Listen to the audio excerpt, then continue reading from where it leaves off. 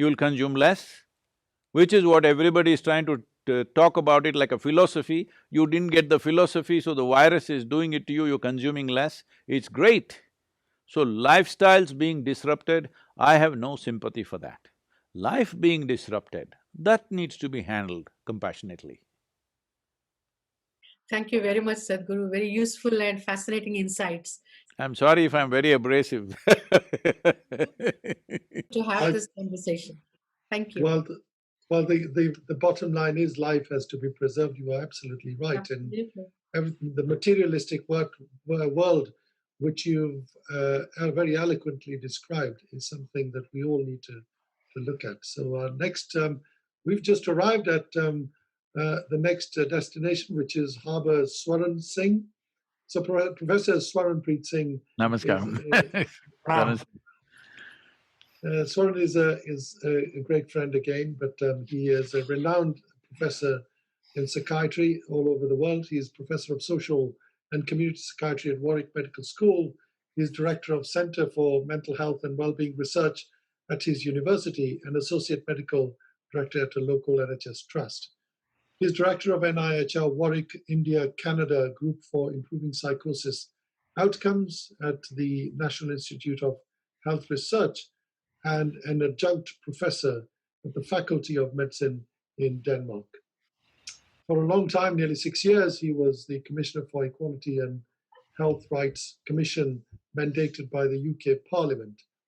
He's published extensively, Sadhguru, on culture, on ethnicity, mental health, onset and outcomes of early psychosis. In fact, he's been a pioneer in early intervention in children and young adults who become psychotic, and he's an expert on mental health law and medical education.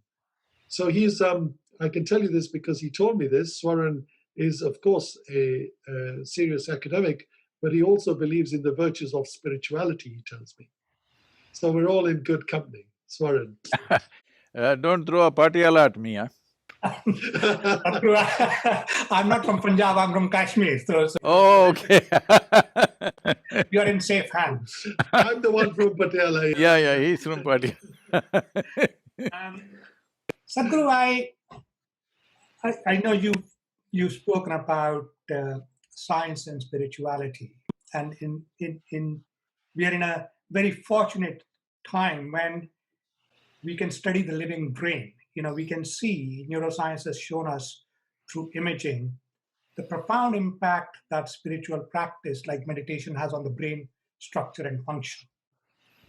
In hard sciences like physics, in quantum physics, we're understanding the observer phenomenon. You know, ultimately, some people argue that you can reduce the universe to consciousness. Consciousness is the ultimate essence of the universe, the yogic concept of Brahman being the tattva of Brahman. So sciences and spirituality are coming close together at one level, but at another level, people see them as polar, as separate. You're either a hardcore empirical scientist or you're a spiritualist. Where I see it, or where we see it at that conflict, is with people who suffer from serious mental illnesses. Now, I've heard you describe mental illness as a product of not being able to be the observer, detached from mental phenomena. That is true. But once somebody is seriously mentally ill, they need biomedical care, including medication. What we find all around the world is people with serious mental illnesses sometimes seeking only spiritual care and then ending up not treated for their serious mental disorders. And we know that in serious mental disorders like schizophrenia, the earlier you treat someone, the better are the chances of subsequent recovery. So with your broad understanding of both science and spirituality, and I presume you see that they are just two different ways of looking at the same thing, what could leaders like you do to help people with serious mental illnesses seek the treatment that they so badly need, so that they don't it doesn't become, it's either spirituality or biomedical care. See, the problem with people is whatever they touch, they get stuck to that. What I mean by that is, whatever they get involved with, they get identified with it. You become a scientific researcher or you become a spiritualist or something else. What is needed is an open-ended approach to life. Right now, you need some support in the form of maybe a conducive atmosphere or maybe chemical support from outside, whatever else you may need, therapies and stuff. If you don't do that, it is just like a child is anyway going to become a man or a woman. But will it just happen if you just throw him on the street? You have to put him through his paces for him to become a reasonable man or a woman, isn't it? You have to take those steps. So as a child is born, anyway, it's like anything else, you just throw it there in the… See, if you take a seed and throw it in the soil is good, it will just grow, largely. You don't have to tell a mango tree that, don't forget it, you're a mango tree, don't end up with apples. You have to produce only mangoes, no teaching needed, because they've all come as composite life.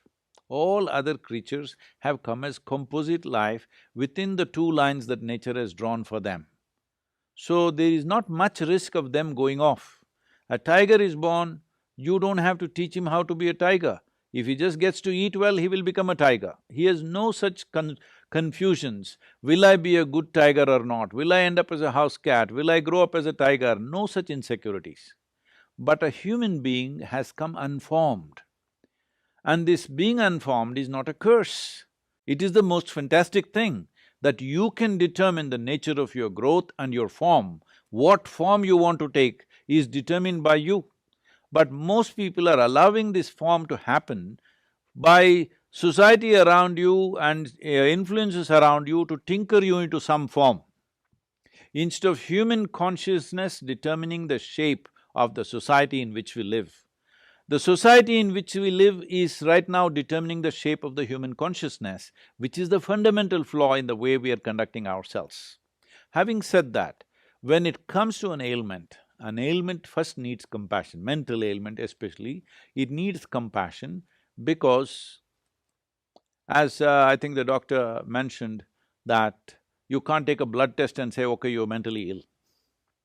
Maybe there's some things which are visible these days, but largely it is not like you can take your blood test and say your liver is not functioning properly. You cannot say that. So, there is no proof. In America, there is a way of expressing this, are you just crazy or are you crazy, you know? Just crazy means you're crazy in a nice way, you're crazy about something. It is nice experience, you're just crazy. If you're crazy means you need treatment. So, the thing is, what is sanity, what is insanity is such a thin line. A whole lot of times, people around you, people who work with you, people who live with you, many times you think they're crazy, isn't it? But they're just crazy, they're not crazy. So why I'm trying to make this distinction in a crude way is because it's that crude in the world outside. When somebody behaves little out of control, we do not know whether they're doing it out of their irresponsibility or something else is compelling them to do it that way, you know? You do not know. One moment it looks like they're really ill. If you reach out with compassion, they suddenly take advantage of that and start doing other things to you. Then you push them back. This is a struggle, I'm sure you've seen this with your patients all the time.